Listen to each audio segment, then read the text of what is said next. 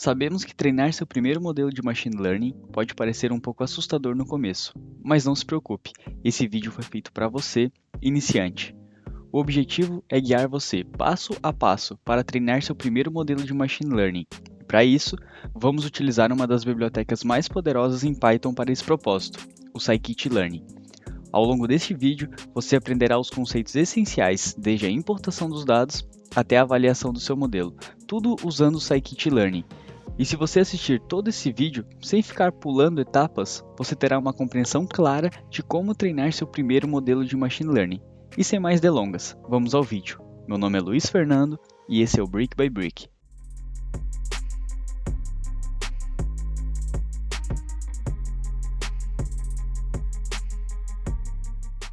Antes de mergulharmos nesse processo de como treinar o seu primeiro modelo de machine learning, estou levando em consideração que você já tem o seu ambiente de desenvolvimento em Python configurado e que você já sabe o que é machine learning. Se você não tem o seu ambiente em Python configurado ou não sabe o que é machine learning, temos dois vídeos postados aqui no Brick by Brick e eu vou deixar o link na descrição para vocês. E antes da gente começar, já deixa o like aqui embaixo para que esse vídeo consiga atingir o maior número de pessoas possíveis em busca de conhecimento em machine learning. E vamos começar esse vídeo entendendo o que é a biblioteca scikit-learn. O scikit-learn é uma biblioteca de código aberto em Python voltada para machine learning. É uma das bibliotecas mais populares e amplamente usadas para tarefas de aprendizado de máquina. O scikit-learn oferece uma ampla gama de algoritmos de aprendizado de máquina, incluindo classificação, regressão, clusterização, redução de dimensionalidade, entre outros. Isso quer dizer que não precisamos implementar os cálculos matemáticos dos algoritmos, basta a gente instanciar a classe do algoritmo e realizar as etapas de treinamento do modelo. É uma biblioteca de fácil utilização, o que torna o scikit-learn ideal para iniciantes em aprendizado de máquina. O scikit-learn é construído sobre outras bibliotecas em Python que também são populares. O scikit-learn é construído em cima do NumPy, SciPy e Matplotlib. Com isso, ele consegue aproveitar a eficiência e as funcionalidades dessas outras bibliotecas. O scikit-learn também oferece ferramentas robustas para etapas de pré-processamento e seleção de modelos. Sem contar que o scikit-learn é amplamente utilizado na comunidade de ciência de dados e machine learning para desenvolvimento de modelos de alta qualidade. E ao longo deste vídeo, vamos explorar como utilizar o scikit-learn para treinar seu primeiro modelo de machine learning em Python. Agora que já fizemos nossa introdução ao scikit-learn, vamos mergulhar na descrição do problema de negócio que resolveremos nesse vídeo. Lembrando que tudo começa pela definição do problema de negócio. O nosso objetivo nesse vídeo vai ser criar um modelo de machine learning que seja capaz de classificar corretamente as flores íris em uma das três espécies. A gente vai fazer isso com base nas características das plantas. Essas características incluem o comprimento e a largura das sépalas e pétalas das flores. E Luiz, por que vamos resolver esse tipo de problema? Bem, a classificação de flores pode parecer simples, mas essa mesma técnica ela pode ser aplicada em problemas mais complexos da vida cotidiana. Por exemplo, imagine um botânico que deseja automatizar o processo de identificação de espécies de flores com base em suas características. O nosso modelo serviria para resolver esse problema. Pode até parecer repetitivo, mas vou falar novamente. É crucial entender o problema que estamos resolvendo antes de mergulhar na construção do modelo. Isso vai nos ajudar a definir claramente os nossos objetivos e escolher a abordagem certa para a tarefa de machine learning. E agora que você entendeu o problema que temos que resolver, vamos acessar o site que disponibiliza o conjunto de dados íris, e o link eu vou deixar aqui embaixo na descrição. Então estamos aqui no site da UCI. A UCI é uma universidade da Califórnia e eles têm um repositório de machine learning que envolve conjuntos de dados, para que quem quer praticar machine learning não precisa ficar criando seus próprios conjuntos de dados, visto que isso dá um trabalho muito grande. Então aqui na UCI eles têm um repositório com vários datasets que a gente pode escolher para a gente aplicar técnicas de machine learning. E para esse vídeo a gente acabou optando pelo conjunto de dados íris. Então vamos explorar um pouquinho o que é esse conjunto de dados íris. Como está escrito aqui na descrição, é um conjunto de dados clássico e pequeno, tá? Ele foi criado por Fisher em 1936. Esse conjunto de dados tem as características de um conjunto de dados tabular, ou seja, similar a uma planilha Excel que está dividida entre linhas e colunas. Esse conjunto de dados ele está associado para tarefas de classificação. Então, lá no vídeo de que é Machine Learning, a gente aprendeu os tipos de aprendizado e os tipos de tarefa. E esse conjunto de dados ele foi feito para tarefa de classificação. Ele tem 150 instâncias. O que seria a instância aqui? Seria o número de linhas que tem nesse conjunto de dados. E ele tem 4 características, que a gente vai ver melhor ali embaixo. E é interessante a gente saber também o que cada instância ela representa no meu conjunto de dados. Então a gente sabe que a instância elas são linhas, e aqui ele está explicando que cada linha representa uma planta. Aqui a gente tem as mais informações, se vocês quiserem ler. Tem uma questão aqui no Machine Learning que a gente precisa tratar, que é o quê? Se o nosso conjunto de dados ele tem dados faltantes. Se o nosso conjunto de dados ele tiver dados faltantes, a gente tem um problema. A gente precisa resolver esse problema antes da gente começar a treinar nossos algoritmos. Aqui, felizmente para a gente, ele está falando que não tem dados faltantes, então é uma coisa a menos que a gente precisa se preocupar. Mas a gente vai ver melhor isso aqui na fase de análise exploratória de dados. Aqui temos as variáveis do nosso conjunto de dados. Variáveis, sim, são as colunas do nosso conjunto de dados. Variáveis é um conceito utilizado muito em estatística, tá? Mas são basicamente as colunas que a gente tem no conjunto de dados.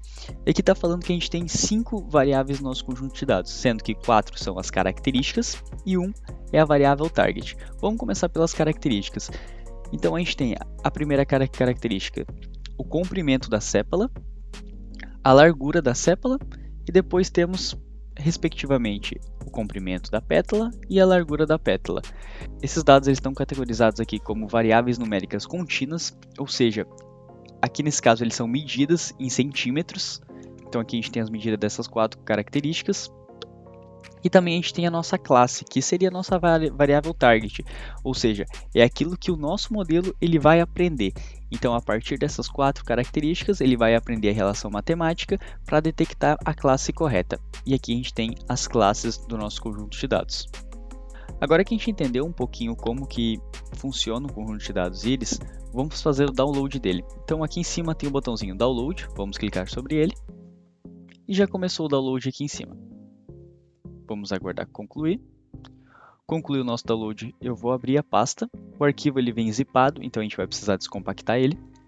Então clica com o botão direito.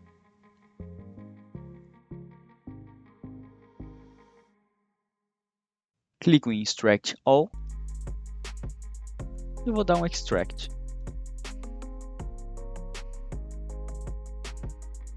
Dessa maneira como está estruturado o conjunto de dados Iris, vamos focar nesses 2 arquivos aqui, que são os 2 principais arquivos. Eu vou abrir esse último aqui, iris.names, com bloco de notas, Open with. Aberto aqui o arquivo iris.names no bloco de notas. O que tem dentro desse arquivo iris.names? Basicamente tem os metadados do conjunto de dados. O que quer dizer isso? São as informações desse conjunto de dados. Então, se vocês quiserem dar uma olhada, vocês podem ir para baixo aqui, entendendo melhor o conjunto de dados. Aqui a gente tem algumas informações que a gente já viu lá, como o número de instâncias, as 4 colunas que são as características, e a última coluna que é a variável target, que a gente quer que o nosso modelo aprenda, algumas estatísticas, mas a gente vai ver melhor isso aqui na fase de análise exploratória. Enfim, o que tem dentro desse arquivo iris.names são os metadados desse conjunto de dados. Vamos fechar. E o que importa para a gente realmente está dentro desse arquivo iris.data. Vamos abrir ele com o bloco de notas.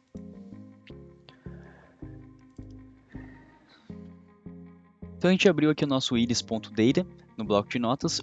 Aqui dentro do iris.data é onde está o que a gente quer. Aqui estão os dados.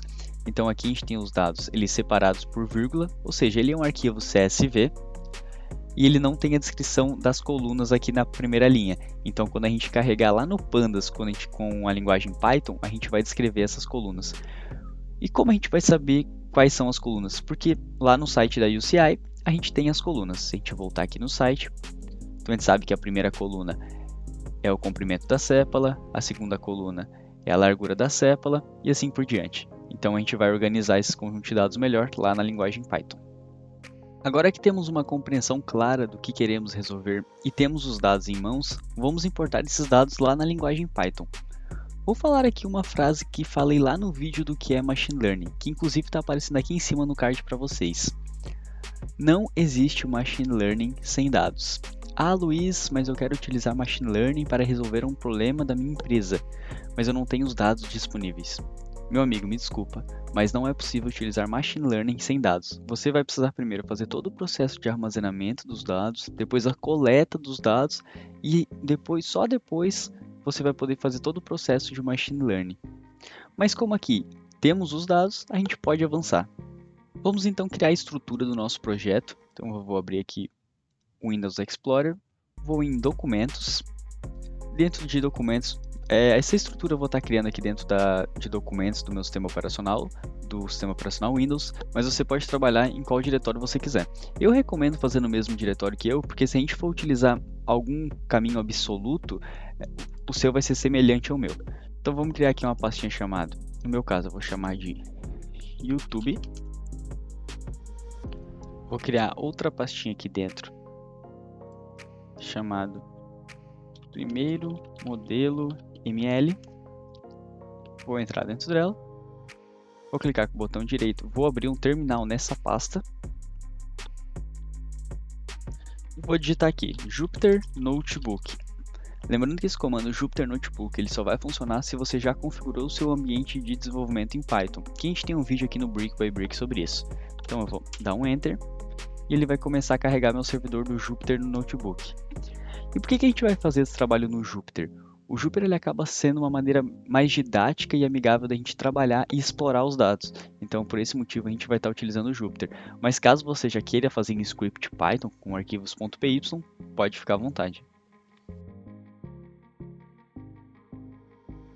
Depois de carregar a interface do Jupyter, para quem é a primeira vez que está executando o Jupyter, essa aqui é a interfacezinha dele. Então aqui a gente tem os arquivos do nosso diretório, que a gente carregou o Jupyter, que no nosso caso é a nossa pastinha lá de essa pastinha aqui, primeiro modelo ML. Depois a gente vai ver todos os notebooks que a gente já está em execução, no nosso caso aqui a gente não tem nenhum. Para a gente criar um novo notebook aqui, a gente vem num botãozinho aqui em cima chamado New, seleciona Python 3 e ele vai abrir aqui para a gente o nosso notebook. Então vamos aguardar carregar. Carregou o nosso notebook, então a primeira coisa que eu vou fazer, eu vou alterar o nome dele, que aqui ele está com o nome dessa maneira, sem título. A gente vai clicar aqui e vamos alterar o nome para primeiro modelo ML. Vamos dar um rename. Por ver, ele já faz a alteração aqui. E aqui a gente vai começar agora o nosso notebook. Eu vou dar um hashtag, que o hashtag ele coloca um título, ok? E eu vou colocar o título primeiro modelo ML. Se eu apertar um ESC e um M, ele vai transformar o que era código para Markdown. Então se eu der um Shift Enter para fazer a execução, ele deixa um títulozinho bonitinho aqui, primeiro modelo ML. Depois disso a gente vai colocar dois hashtags, que quer dizer que é um subtítulo. E aqui a gente vai colocar os nossos imports. E o que a gente vai utilizar nesse vídeo? A gente vai utilizar o pandas, então a gente vai dar um import pandas spd. Vamos utilizar o scikit-learn para fazer o treinamento. Vamos utilizar também o matplotlib.pyplot splt para a gente fazer nossos gráficos. E para gráficos também a gente vai utilizar o Seaborn SNS. Aqui nesse primeiro import é o pandas, que é para manipulação de dados. O segundo é o scikit-learn, que a gente teve uma introdução no começo do vídeo, que é para a gente fazer o treinamento do nosso modelo de machine learning. E o terceiro e o quarto são para gráficos. Se quando você for fazer esse import, ou seja, eu vou dar aqui um Shift Enter, ele começou a carregar minha célula. Vamos aguardar o carregamento. 2 hours later. Quando eu fiz a execução dessa célula de código, ele me deu um erro. Não tem um módulo chamado matplotlib. Isso porque eu escrevi errado, eu escrevi matplob, é matplot. Estou mostrando esse erro para vocês porque realmente quando a gente está fazendo nosso trabalho de desenvolvimento, escrevendo código, isso pode acontecer. Então fiz o ajuste, dei um Shift Enter. Vamos aguardar o carregamento. 3 hours later. Pronto, note que ficou um númerozinho aqui. Isso quer dizer que ele executou nossa célula com sucesso. Se você tem algum erro semelhante ao que a gente teve anteriormente de não ter o módulo, pode ser que você não tenha a biblioteca instalado no seu Python da sua máquina. Se você fez a instalação com base no Anaconda, que a gente fez um vídeo aqui no Brick by Brick de como instalar o seu ambiente, se você instalou com o Anaconda, todos esses pacotes eles já vêm instalados. Agora, se você instalou o interpretador puro do Python, ele não vai vir com esses pacotes instalados. Daí o que você vai precisar fazer? Você vai ter que vir aqui no Jupyter, dar uma exclamação, pip install e o nome do pacote. Por exemplo, pandas. Se eu não tivesse, eu ia fazer isso aqui, ele iria instalar o pacote pandas. Lembrando que isso aqui a gente só precisa fazer uma vez e depois eu consigo carregar o pacote. E agora que a gente já fez os imports necessários para a gente começar o nosso trabalho, a gente vai carregar o nosso conjunto de dados. E temos duas maneiras de importar o conjunto de dados íris. A gente pode importar diretamente do scikit-learn, tá? Porque o scikit-learn ele tem um módulo chamado datasets, que já vem com um conjunto de dados íris incorporado na biblioteca. Porém, eu vou optar por fazer a importação do dataset íris que baixamos no site da UCI. E por que eu vou fazer isso? Porque dessa forma você vai ter uma noção de como importar os seus próprios conjuntos de dados e treinar seu modelo a partir desses dados. Então vamos importar a partir do Pandas, que é uma biblioteca para manipulação de dados. Então eu vou colocar aqui 2 hashtags, carregar dataset, só para ficar bonitinho e descritivo. E eu vou declarar uma variável chamada iris. Vou escrever pd.readCSV, vou dar um tab, ele vai completar para mim.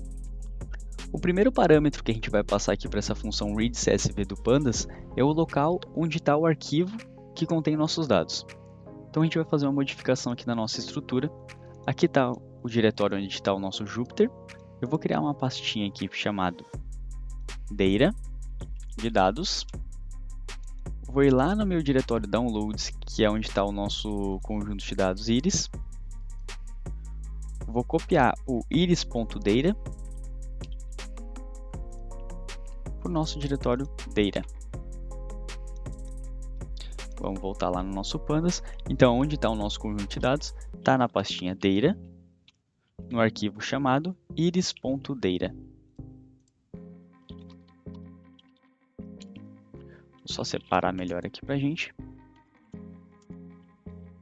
Vocês estão lembrados que quando a gente abriu o arquivo iris.data, a gente não tinha as colunas na primeira linha? Pois é, então a gente vai informar as colunas aqui. A gente vai dar uma vírgula e como segundo parâmetro da função readCSV, a gente vai passar as colunas. Então a gente coloca names igual, abre uma lista e a gente começa a passar o nome das colunas. A primeira coluna é a sepala length, a segunda é a sepala width,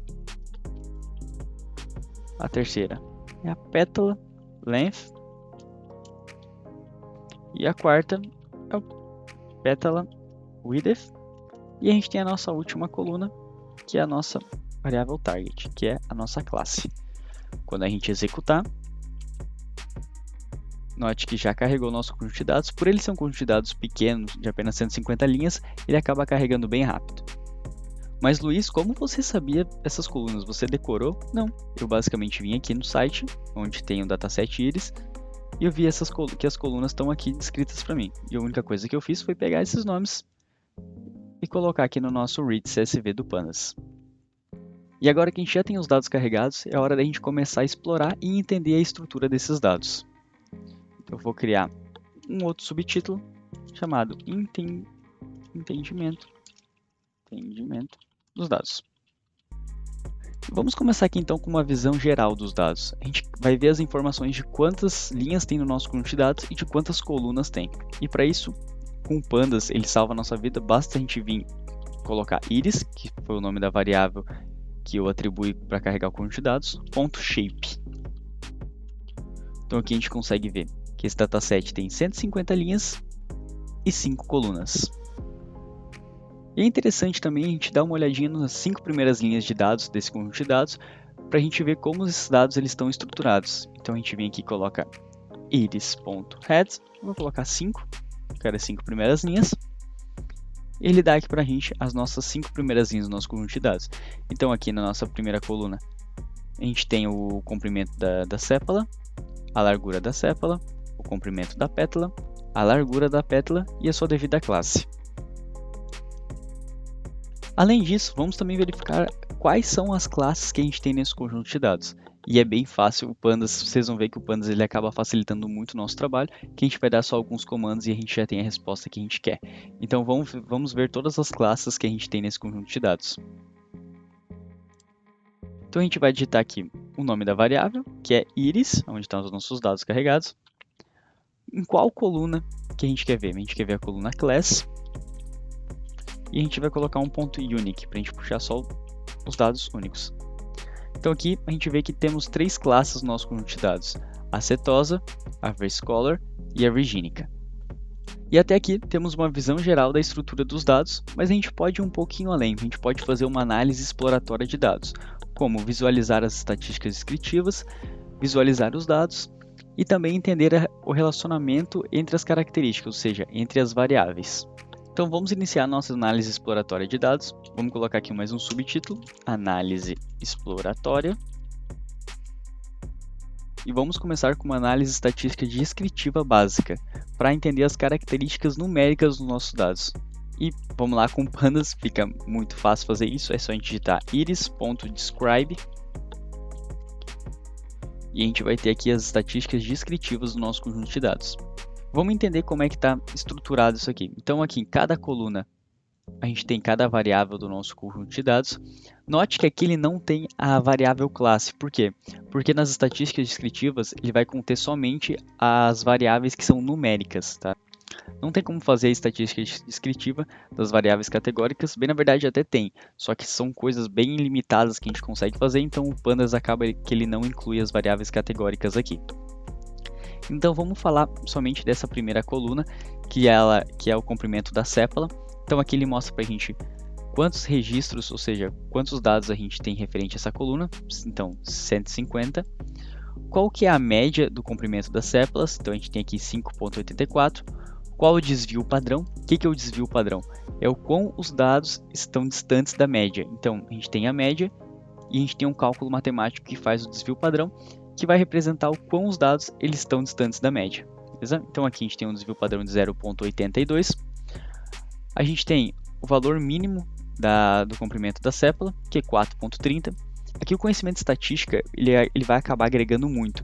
Então aqui a gente tem 25%, 50%, 75%. O que isso quer dizer? Na estatística a gente tem uma coisa que são os quartis. Então 25% ele é o primeiro quartil, o 50% também conhecido como mediana é o segundo quartil e a gente tem 75% o terceiro quartil. Aqui é como os nossos dados eles fossem organizados do menor para o maior. Então a gente tem aqui o valor mínimo, 4.30, lá por volta de 25% do nosso conjunto de dados, a gente tem o valor de 5.10, em 50%, que seria a mediana, a gente tem 5.80, no terceiro quartil com 75%, a gente tem 6.40, e o valor máximo, ou seja, qual que é o valor máximo do comprimento das sépalas? 7.90. Então com isso aqui a gente tem as informações das estatísticas básicas, e a gente consegue isso com apenas um comando em Pandas. Então o Pandas ele acaba facilitando, e eu vou acabar repetindo isso em vários momentos desse vídeo, porque realmente bibliotecas como Pandas e Scikit-Learn eles acabam facilitando muito o nosso trabalho com ciência de dados e inteligência artificial. E outra coisa que é importante também a gente saber é como que está a distribuição das classes, ou seja, da nossa variável target do nosso conjunto de dados. Então para isso a gente vai digitar aqui com Pandas iris, a nossa coluna class, que é o que a gente quer explorar, .value counts.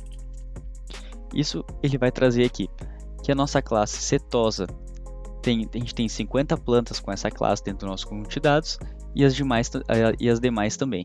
Então aqui a gente acaba falando que a gente tem um conjunto de dados balanceados, ou seja, a gente tem um conjunto de dados dividido certinho entre as classes. Então a gente tem 150 registros e nós temos 3 classes e 50 registros para cada classe. E por que a gente viu isso aqui? Porque depois quando a gente chega lá na etapa de treinamento do nosso modelo, se a gente tem um conjunto de dados onde as classes elas estão desbalanceadas, por exemplo, a gente tem 80 registros aqui e 20 aqui, acaba que o nosso modelo, só pensa um pouquinho comigo, o nosso modelo ele vai aprender mais a relação matemática para essa classe e menos para essa. E qual que é o problema disso? Que se o modelo ele tiver um pouco de dúvida quando ele for fazer a detecção, ele vai acabar optando pela classe que ele foi treinado com mais frequência. E a partir da biblioteca Seaborn em Python, vamos criar um gráfico de dispersão para a gente entender a relação entre o comprimento e a largura das pétalas. E para isso a gente vai utilizar SNS. Por que SNS?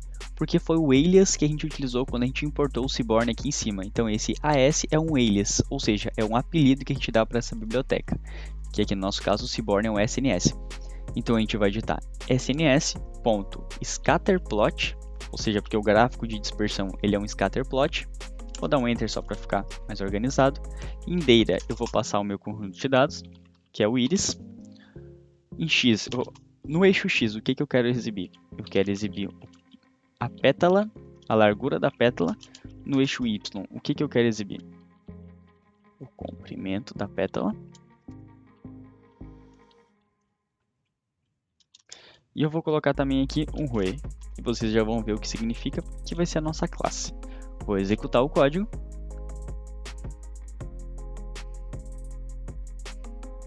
Note que nesse gráfico a gente tem a relação entre o comprimento da pétala com a largura da pétala. Então aqui no eixo Y a gente tem o comprimento e aqui no eixo X a gente tem a largura. E a gente tem as bolinhas coloridas. O que quer dizer isso? Que a bolinha azul significa a nossa classe setosa, nossa bolinha laranja, a versicolor, e a nossa bolinha verde, a virgínica. E olha só que legal o relacionamento que tem entre o comprimento e a largura, e olha como as classes são classificadas a partir disso. Com uma largura menor e um comprimento menor, a gente tem a classe setosa. A gente pode falar que no meio termo, em 50%, a gente tem a classe versicolor, e as pétalas de maior largura e comprimento a gente tem para a classe virgínica. Então, a partir disso, talvez o modelo ele entenda que ele já consiga classificar a classe com base no comprimento e largura da pétala. E vamos ver aqui então a nossa última informação na análise exploratória. Vocês lembram que lá no portal da UCI, vou voltar nele aqui, a gente tinha informação que não tem dados faltantes no conjunto de dados? Pois é, mas não vamos confiar só na informação do portal, porque a gente está fazendo um serviço profissional aqui. Então, a partir do nosso notebook, a gente vai verificar isso também. E como é que a gente faz isso em Pandas? A gente dá iris, que é o nome do nosso conjunto de dados, .isna, ou seja, tem dados nulos, .sum. E a partir disso, a gente vai verificar o valor de dados nulos de cada coluna. E neste cenário, a gente não tem dados faltantes em nenhuma coluna. Ou seja, o que é muito bom para o nosso trabalho, ou seja, é menos manipulação que a gente vai ter que fazer no nosso conjunto de dados, porque se tivesse dados faltantes, a gente não pode entregar esses dados faltantes no treinamento do modelo. A gente ia precisar fazer alguma técnica de imputação, que é uma técnica estatística, ou simplesmente remover esses registros que estão com colunas faltantes, mas que não é o nosso caso. E até aqui, a gente fez uma análise exploratória bem simples do nosso conjunto de dados. A gente pode ir muito mais longe nessa etapa, lembrando que aproximadamente 70% do trabalho de um cientista de dados é nessa etapa e ela acaba sendo crucial para o restante do processo. Utilizamos muito conhecimento em estatística para explorar os dados, então se você quer desenvolver sistemas inteligentes com machine learning ou pretende ser um cientista de dados, ter conhecimento em estatística para a ciência de dados é essencial. E antes da gente prosseguir para o treinamento do modelo de Machine Learning, precisamos garantir que o nosso conjunto de dados ele está preparado para o treinamento. Então agora vamos à etapa de pré-processamento dos dados. Felizmente, o conjunto de dados íris é conhecido por ser bem clean, ou seja, limpo. Então não temos tanto trabalho nessa etapa de pré-processamento. Mas vamos aqui explorar o que a gente precisa fazer. Então vou colocar um subtítulo, vou escrever pré-processamento de dados. Vamos exibir de novo as 5 primeiras linhas do conjunto de dados, iris.head. Olhando aqui para o conjunto de dados, a gente consegue notar uma coisa, que a nossa variável target, ou seja, a nossa coluna classe, ela está descrita como uma variável nominal, ela é uma string, ela é um texto. E não podemos deixá-la dessa maneira para entregar os dados para o algoritmo de Machine Learning. Pensa comigo, o que o modelo de Machine Learning ele faz? Em sua última instância, ele realiza cálculos matemáticos. Tem como realizar cálculos matemáticos com palavras? Não. Pois bem, precisamos converter essas classes para números. E no Scikit-Learning temos uma classe para realizar esse trabalho. Olha aí de novo o Scikit-Learning salvando a nossa vida. Estamos falando do Label Encoding. Então vamos converter essas classes para número. Para isso eu preciso importar o Label Encoder dentro do módulo de pré-processamento do Scikit-Learning. Então vamos importar aqui from scikit-learning.preprocessing import label encoder.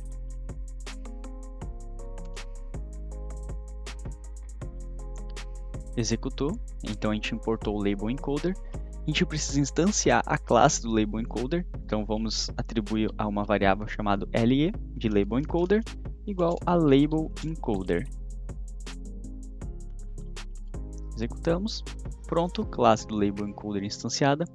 Uma boa prática que eu gosto de seguir é fazendo cópias do meu conjunto de dados a cada manipulação que eu faço nele, a cada versão de manipulação. Então eu vou criar uma cópia aqui para essa etapa de pré-processamento, para a gente deixar o conjunto de dados puro, ele cru, sem as manipulações, e agora com a manipulação de pré-processamento. Então vou colocar um comentário, cópia do conjunto de dados. Vou criar uma variável chamada iris_preprocessing. Vou copiar o meu conjunto de dados. E vamos agora fazer a transformação. O que vai ser a transformação? É converter basicamente a minha classe que está com letras, iris setosa, que está escrito com palavras, para números. E como é que a gente faz isso? A gente coloca iris_preprocess. Vamos colocar na coluna classe. E vamos atribuir um novo valor para essa coluna. E para isso a gente vai utilizar o label encoder. Então a gente coloca le.fitTransform. Vamos passar iris_preprocess class. Vamos executar. Código executado. Vamos exibir de novo aqui iris_preprocess.head, as 5 primeiras linhas. Note que agora as nossas classes são valores numéricos. Então se eu vim aqui de novo e colocar iris_preprocess class.unique, note que agora a gente não tem mais os nomes das classes, a gente tem elas em números. Perfeito, é isso que a gente precisa para treinar o nosso modelo de Machine Learning.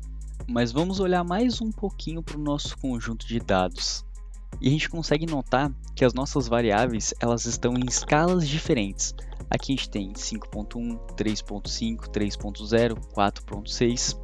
E é interessante fazer uma padronização nessas variáveis, porque a gente tem alguns algoritmos de Machine Learning que eles são sensíveis à escala. E adivinha só, para a gente fazer uma padronização, o Scikit-Learning também tem uma função para isso. Então a gente vai escalonar as variáveis.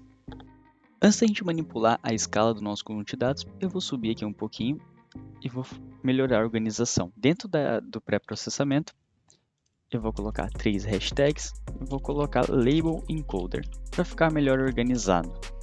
Então, dentro do pré-processamento de dados, eu vou dizer que a gente tem a etapa de label encoder, que foi o que a gente fez aqui. E agora a gente vai fazer a parte de standard scalar, ou seja, que é a padronização. Para a gente iniciar com o nosso processo de padronização, a gente vai digitar from scikit-learning. Primeiro vai fazer a importação desse módulo, igual a gente fez lá com o label encoder. Então, from scikit-learning.preprocessing import standard scalar. Vamos executar. Vamos instanciar a classe de standard scalar. Aqui o serviço é bem similar com o que a gente fez ali em cima em label encoding, tá? Então vamos colocar ss de standard scalar igual standard scalar. Aqui é legal a gente falar que a gente vai padronizar somente as nossas variáveis que elas são numéricas. Ah, Luiz, mas agora a variável class, que é a nossa coluna class, ela também é um valor numérico. Sim, ela é um valor numérico, mas ela não representa número. Ela representa uma classe que está associada a esse número. E para a gente fazer a padronização, a gente vai fazer somente a padronização em cima das variáveis que são realmente contínuas, tá? Que são essas nossas 4 primeiras variáveis. Então a gente vai padronizar somente essas 4 primeiras variáveis. E como é que a gente faz isso? A gente coloca o nosso conjunto de dados, que é o iris_preprocessing, e a gente vai selecionar somente aquelas 4 variáveis. Então vamos selecionar a sepala length, a sepala width, a pétala length e a pétala width. Vamos colocar um igual a ss.fitTransform, similar ao label encoding. Vamos abrir parênteses e vamos copiar tudo isso aqui de novo e colar dentro do fitTransform. Vamos executar esse bloco de código. Código executado com sucesso. Agora a gente vai exibir as primeiras linhas para a gente ver como que ficou os dados. Pronto, agora sim, as nossas variáveis elas estão na mesma escala. Então elas estão entre o valor de -1 a 1. Para quem está iniciando agora em Machine Learning, pode olhar para a padronização e falar: nossa, mas padronizando eu altero as variáveis do conjunto de dados. Não, não é isso. A padronização ela não altera a informação que tem na variável, ela simplesmente coloca a variável entre o range de -1 e 1 ou 0 e 1. E ela faz isso sem alterar a sua informação que está dentro da variável, e faz isso com base em cálculos matemáticos. E agora, olhando o nosso conjunto de dados, parece que os dados estão preparados para treinar o modelo de Machine Learning. Vamos fazer o último passo antes do treinamento, que é dividir os dados entre treinamento e teste. E adivinha só, o Scikit-Learn ele tem um módulo para fazer a divisão. Então, para a gente fazer a divisão do nosso conjunto de dados entre treinamento e teste, primeiro vamos criar uma nova seção aqui para ficar bem organizado o nosso código. Então, eu vou colocar divisão entre treinamento e teste. Beleza? Primeira coisa, igual a gente fez nos outros pré-processamentos, a gente vai precisar importar o módulo de dentro do Scikit-Learn. Então, a gente coloca from the Scikit-Learn .model selection import train test split. Test split. Vamos executar o código. Ok, código executado. Agora a gente vai fazer divisão entre treinamento e teste. Como é que a gente faz isso? Quando a gente divide entre treinamento e teste, a gente está falando que a gente vai dividir o nosso conjunto de dados em dois conjuntos de dados separados. Um que vai servir para fazer a parte de treinamento e outro para fazer a parte de teste, de avaliação. Então a gente vai precisar dividir em dois conjuntos de dados. A nossa função train_test_split, ela retorna uma tupla com 4 valores. E que valores são esses? São o xtrain, o xtest, o ytrain e o ytest. Dentro de xtrain, a gente tem as características, ou seja, cpal-length, cpal-width, petal-length, penta-width, nas variáveis de treino. Nos xtests, a gente tem essas características no conjunto de teste. No ytrain, a gente vai ter as classes do nosso treinamento e no ytest, as classes para o nosso conjunto de teste. Então, a gente coloca um igual, sinal de atribuição, train test split, lá para a linha de baixo para ficar melhor organizado. Aqui a gente vai ter que, para esse primeiro parâmetro, a gente vai ter que selecionar todas as linhas somente com as 4 primeiras colunas. Por quê? Porque a gente vai precisar selecionar somente as características, sem a classe. E como é que a gente faz isso? Com pandas a gente consegue utilizar o método iLock, que a gente consegue selecionar com base em índices.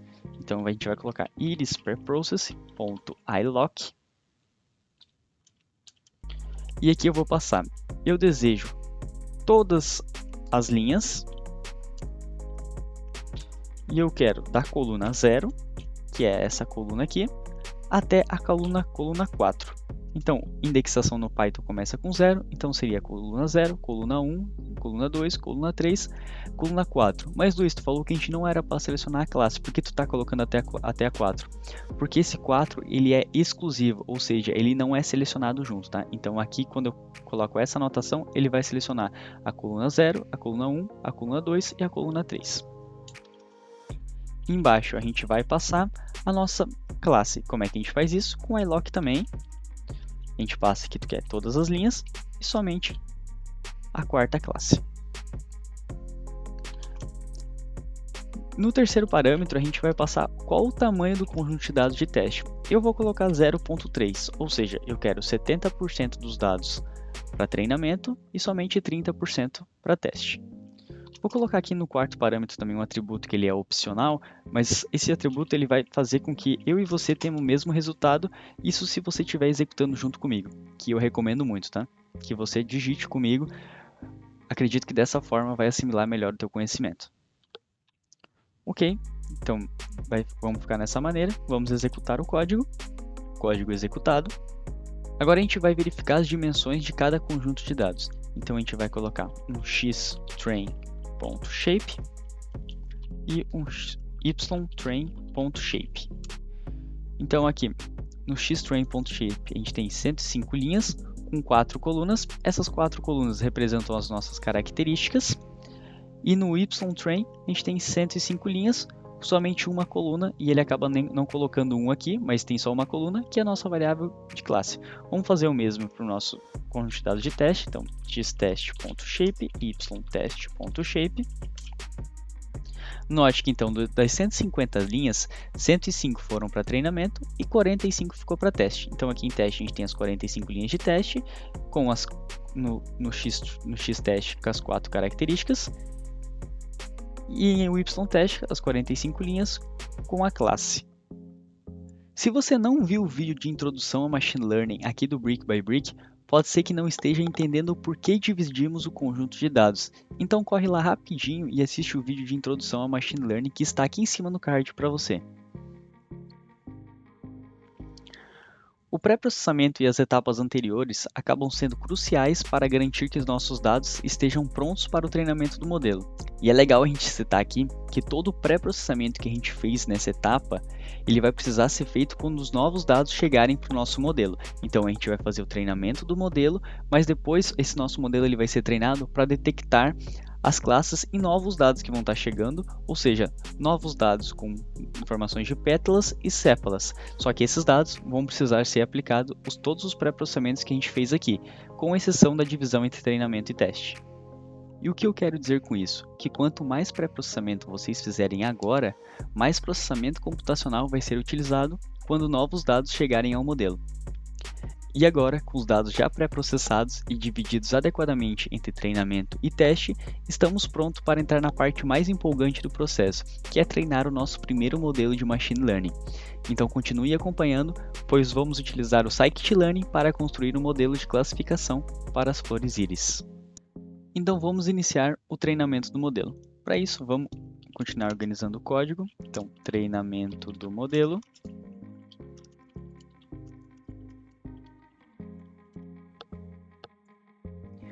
O primeiro passo é escolher um algoritmo de Machine Learning para a tarefa de classificação. E nesse vídeo a gente optou pela regressão logística, que é uma escolha comum para as tarefas de classificação. No meu dia a dia como cientista de dados, se eu tenho uma tarefa de classificação para resolver, eu utilizo a regressão logística como baseline do meu projeto. Ou seja, baseline é um modelo base. E por que a regressão logística como modelo base? Porque a regressão logística é um dos modelos mais simples em Machine Learning. Então, para a gente começar o nosso treinamento do modelo, a gente vai fazer praticamente as mesmas etapas que a gente fez lá em cima. A gente vai começar instanciando a classe da regressão logística, depois a gente vai fazer o treinamento do modelo. Então, vamos primeiro importar a regressão logística do Scikit-learn. From scikit-learn.linear-model import logistic regression. Está executando o código. Pronto, regressão logística importada. Vamos instanciar a classe da regressão logística. Eu vou atribuir em LR igual a logistic regression. E agora a gente vai fazer o treinamento do modelo. Olha só como é fácil fazer o treinamento do modelo. lr.fit, .fit de treinamento, de treinar. Qual que vai ser o primeiro parâmetro que a gente vai passar aqui na função fit? Vai ser as características do modelo. E aonde que estão as características de treinamento? Estão em xtrain. Segundo parâmetro, a gente vai passar as classes do conjunto de treinamento. E aonde estão? Em ytrain. Vamos executar. O meu código de treinamento ele já executou, mas eu vou lembrar uma coisa aqui para você. Se a gente não tivesse o Scikit-learn, a gente iria precisar desenvolver o algoritmo a partir do zero, a partir de estatística e matemática. Então o pacote Scikit-learn ele acaba acelerando muito o nosso trabalho na construção de modelos de Machine Learning. Como o nosso conjunto de dados ele é pequeno e o modelo de regressão logística ele é bem leve, o nosso treinamento foi muito rápido. E somente com essas 3 linhas de código, a gente já tem o nosso modelo de Machine Learning treinado. Mas Luiz, é só isso para treinar o modelo? Sim, é só isso.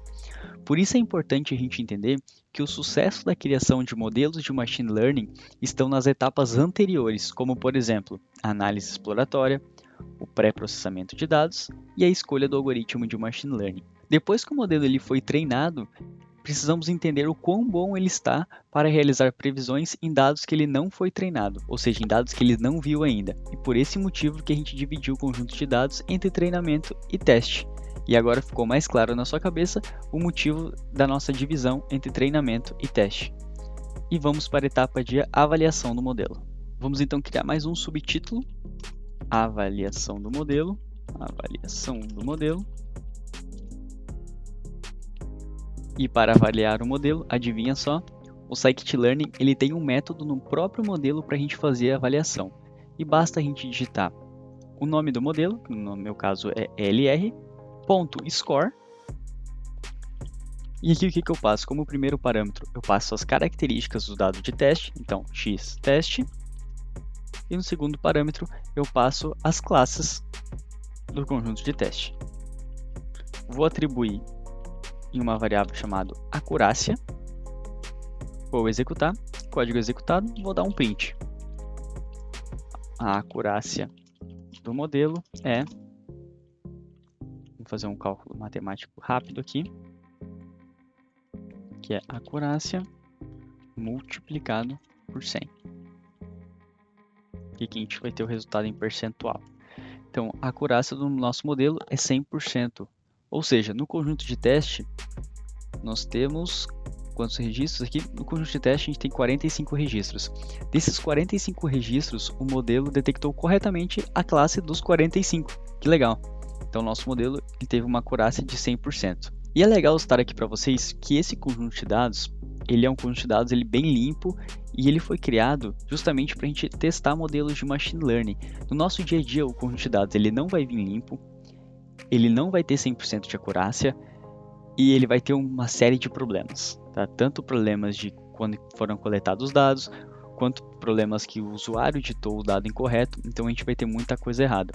Então esse conjunto de dados é justamente para a gente ter o nosso primeiro contato com machine learning, mas é legal a gente não se iludir com isso, porque no nosso trabalho em machine learning nem sempre ele já vai ter um modelo com 100%. Na maioria das vezes, no meu dia a dia eu tenho um modelo com 60%, com 70%. E lembrando, se a gente tem um modelo com 50% de acurácia, aqui a gente está falando somente da métrica de acurácia, mas a gente também tem outras métricas relevantes, tanto para problemas de classificação, tanto para problemas de regressão. Cada tarefa tem as suas devidas métricas. E como eu estava falando, se o modelo ele tiver 50% de acurácia, é a mesma coisa que a gente jogar uma moedinha para cima ou chutar um valor. Então, se o modelo tiver 50% de acurácia, ele está muito ruim. E um valor aceitável de acurácia para um modelo, eu julgo que é a partir dos 70%. Abaixo disso, o modelo ele não está fazendo um bom trabalho, tá? Então o nosso aqui está com 100% de acurácia. E no dia a dia de um cientista de dados, a partir daqui a gente tem alguns caminhos para seguir. Qual que é o primeiro caminho? É entregar esse modelo aqui para um engenheiro de machine learning, para ele poder colocar em produção. E o outro caminho é a gente melhorar ainda mais o resultado do nosso modelo. Como o objetivo do nosso vídeo aqui é criar o nosso primeiro modelo de machine learning e o nosso modelo ele deu 100%, já está suficiente para a gente e a gente pode prosseguir para as próximas etapas. E agora, com o nosso modelo já treinado, podemos oferecer novos dados para o modelo e ele irá fazer a previsão da classe. Então vamos criar um conjunto de dados novo com tamanhos de plantas para o modelo fazer o trabalho no qual ele foi treinado para fazer. Então vamos criar uma nova seção aqui, como de costume. Vamos chamar de previsões com o modelo. Então vamos criar nosso conjunto de dados personalizado. Eu vou criar o data frame na mão, mas você poderia criar um arquivo CSV, igual a gente fez no começo do vídeo quando a gente deu o read CSV. Porém eu vou fazer na mão para ficar mais fácil. Se você quiser fazer também, vocês podem ir manipulando os valores aí junto comigo. Eu vou atribuir o data frame a uma variável chamada previsões. E para eu criar um data frame com pandas, eu digito pd.dataframe com D maiúsculo e com F maiúsculo. Abro parênteses, abro blocos. Vou dar um Enter para melhorar a organização.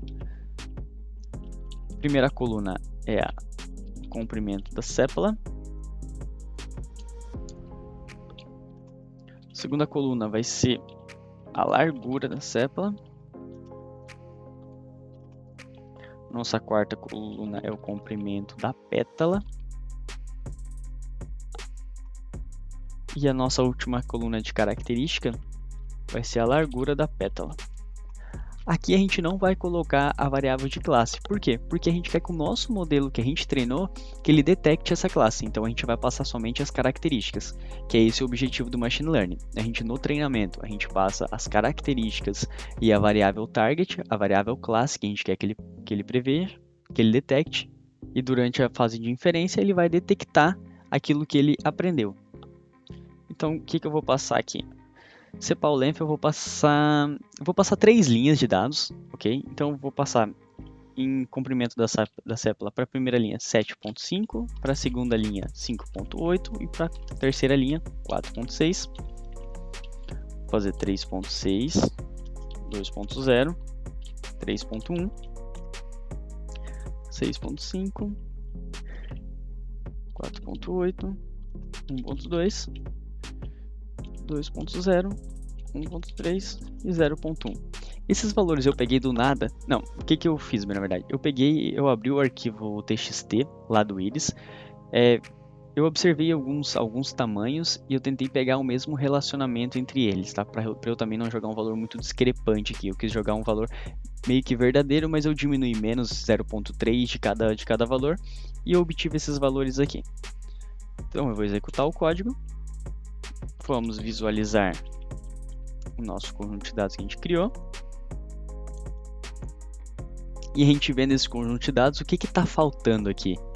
Está faltando a padronização da escala. Então, se a gente subir lá na etapa de pré-processamento do modelo, que é essa etapa aqui, o que a gente fez? A gente fez um label encoder. Label encoder a gente precisa fazer só para classe. Lá embaixo a gente tem classe? Não, a gente não tem classe. Então, a gente não precisa repetir o label encoder, porque a gente não tem classe lá embaixo. A gente fez o Standard Scalar. Quero até corrigir uma coisa aqui. Lá no começo do vídeo eu falei que o Standard Scalar ele vai servir para deixar a tua variável entre -1 e 1, tá? Esse é o conceito de normalização. Eu acabei errando no vídeo, tá? Mas esse é o conceito de normalização. O que a gente fez aqui foi uma padronização. Mas então o que a padronização faz? A padronização ela vai deixar a média do conjunto de dados igual a 0 e o desvio padrão igual a 1. Então vamos lá embaixo no nosso conjunto de dados que a gente acabou de criar e vamos adicionar padronização aqui também. E como que eu faço isso? Lembra que eu falei que eu gosto de sempre ir versionando os conjuntos de dados? Eu vou fazer a mesma coisa. Eu vou escrever previsões preprocess igual a previsões.copy, fazer uma cópia, e eu vou padronizar esse conjunto de dados aqui. Então previsões preprocess.ilock, que vocês podem só copiar basicamente o que eu estou fazendo. Eu estou fazendo a padronização das variáveis igual eu fiz lá em cima. Então eu dou um SS. Lá em cima eu utilizei fit transform, porque eu queria que ele aprendesse o relacionamento das características para poder padronizar. Aqui eu uso somente o transform. E passo minhas previsões pré-process. Se eu for ver, .head, as minhas variáveis elas já estão padronizadas. Então agora vamos fazer nossas previsões, vamos detectar as classes. Então vou colocar aqui, ó, classe detectada igual. Vou pegar o meu modelo que a gente treinou, que é o quê? Que é o LR, de Logistic Regression, ponto predict, e vamos passar o nosso previsões per process. Legal, ele já fez a predição. Então se eu vim aqui e printar, ele fez as devidas previsões.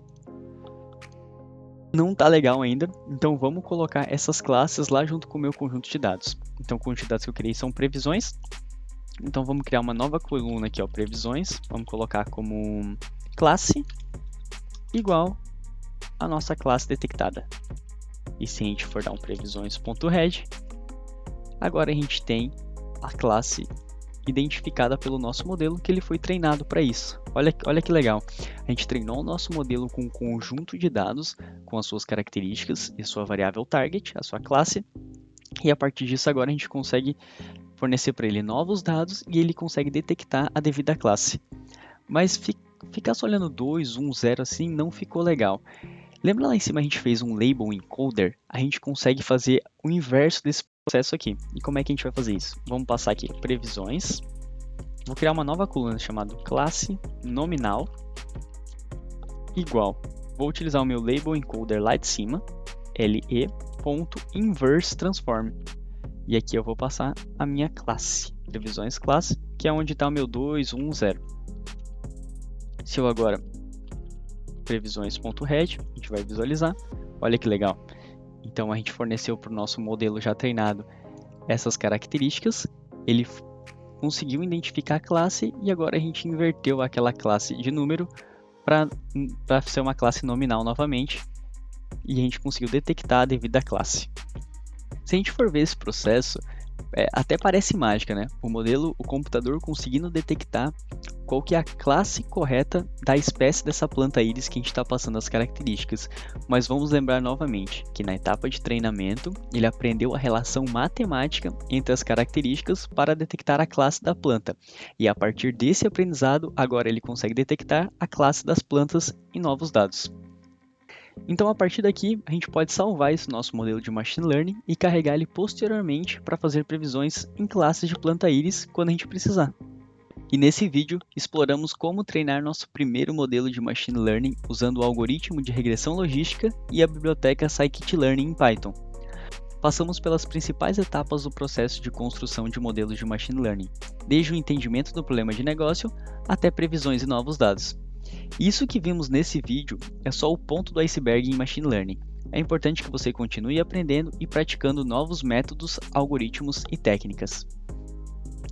E lembre-se que quanto mais habilidades e experiência você tiver, mais problemas você é capaz de resolver. Chegamos no final desse vídeo e não se esqueça de dar aquele like no vídeo para que esse vídeo possa chegar em mais pessoas e também se inscreva no canal para não perder nenhum dos nossos próximos vídeos sobre Machine Learning e Inteligência Artificial. Obrigado por assistir e até a próxima!